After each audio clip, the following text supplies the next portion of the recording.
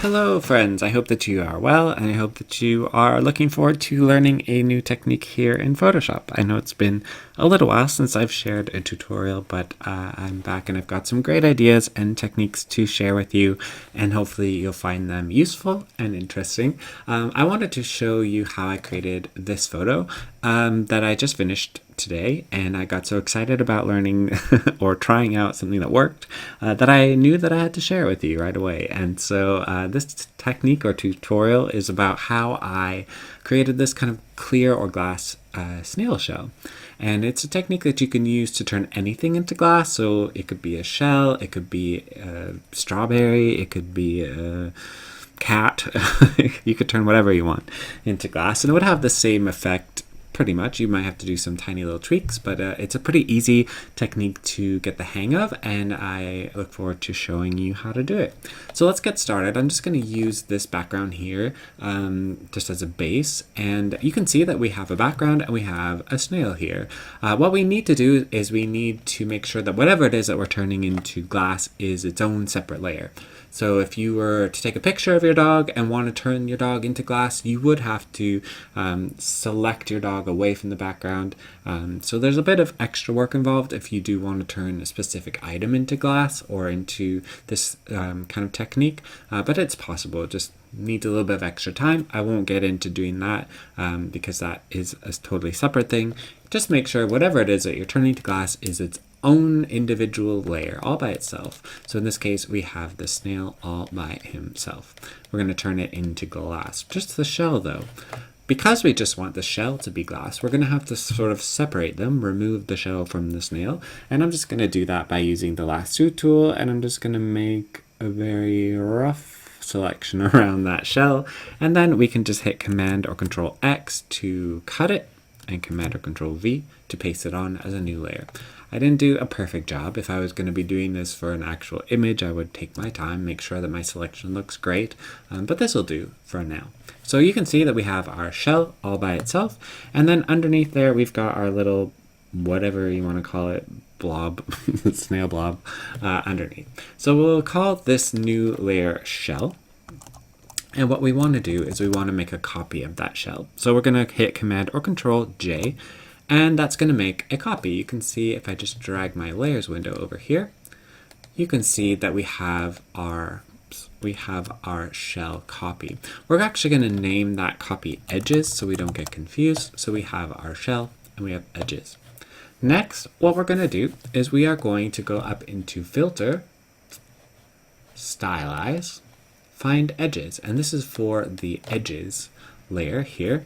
You'll see that it turns to this white color. It looks a little bit like it's made out of plastic wrap or something like that. We're going to invert that so we can hit Command or Control I, and it's going to turn it into black with a bit of that neon looking effect to it. And what we need to do now is just hit our blending mode here in our layer. We're going to turn that to screen.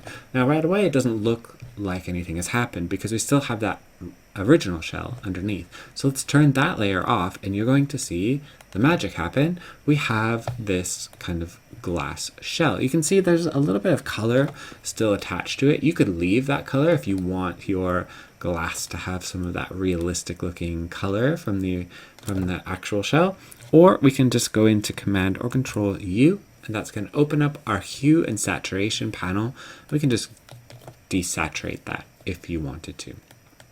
Now it looks a little bit thin or a little bit light right now, so let's make a little bit of kind of a better or stronger look for this technique. All we need to do is make a few copies of that edges layer. So we can hit Command or Control J, and we can just hit it maybe 4 times, and every time we hit that or create a copy of that, you can see that that effect gets bolder and bolder and bolder. So I mean, we could keep going as much as you wanted, and you're going to have like a stronger glass effect. I kind of found that the best option was like around 4 or 5. Gives it that nice kind of realistic look. Now you can see that there's a little bit of texture or a little bit of grain almost looking in there. So you might need to go in with the levels or curves and just kind of play around with how the different layers look. So you can kind of go in one at a time and just play around with the levels. It's just going to help get rid of maybe some of the little details or the little bits of noise or the little bits of light that you might see in that shell. So it's going through and just making some slight changes. When you're happy with the way that looks, we can select all of those edges, right click it, and then select group from layers, and we can just call this glass shell, maybe, something that you'll recognize. And then we can go down to our layer mask, and then using a brush that is about 40% opacity, it's a black brush, we can kind of go down and we can just sort of brush away that brighter line that's at the bottom where it connects to the body of the snail, because I feel like that seems like it's too harsh of a line, and then just sort of match them up. So it's kind of just finding out where they belong. Like I said, I didn't do a great job of cutting out that shell, so it might take a little bit more time. If you need to paint it back in, you can always do that using a white brush instead, because we know that using a white brush will bring things back, using a black brush will remove them. So if we want to bring that back, we can always do that. But I find that just removing a little bit of it definitely helps. Again, likewise, you can always go through and you can sort of mask away any of the harsher lines, just to kind of make those lines a little bit less intense. Just depends on your own preference. I think I found, and you can see in the final piece here, that it looks best when there's a bit of light behind the shell, behind the glass. So you might need to find a background that gives you that little bit of light. So if we move this around, you can see that if we move our little snail guy around here, that it does look better when there's a little bit of light happening behind there. When it's super dark, you can see it, but then I feel like you lose a little bit of the detail in the shadows of the shell. We can also put something into the shell if you wanted to. So we have this little mushroom guy here, this little mushroom friend. We can put that in the shell just by putting it behind those layers there, and then we can just take our opacity, lower the opacity of that a tiny little bit, and then we can blur it a tiny little bit, and that's going to kind of give it a little bit of that effect that it's behind the glass. It's really just a combination of like adding in a little bit of blur and desaturating or lowering the opacity a little bit. You could also go in with a layer mask as well, and we could mask away just little bits of like where the glass might be, or you could just paint some like really fine white or light gray colored kind of brush strokes over that mushroom. We could also turn the mushroom into glass using the exact same technique we just did. So to recap it, we made a copy of our whatever it is that we're doing. I'm just going to get rid of all of that little bit of extra bits there at the bottom. This is just a PNG file of a mushroom. So we made a copy of our mushroom here. So we've got our mushroom. We're going to call that one edges, just so we don't get confused.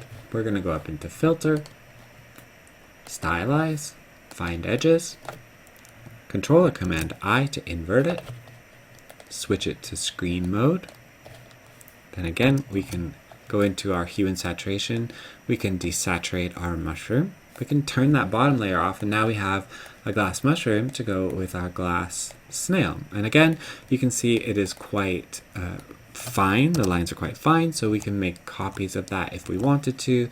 And again, we can go in and use our levels or whatever it is that we want to kind of adjust or play around with the different ways that our lines are showing up. And so it just takes a bit of time to play around and find how the levels and how the curves and the colors and stuff all work together for whatever it is that you're turning into glass. But you can see that that is the start of how this image came to be. It just kind of pieced it all together using that exact technique, and just took a bit of time to put it all together.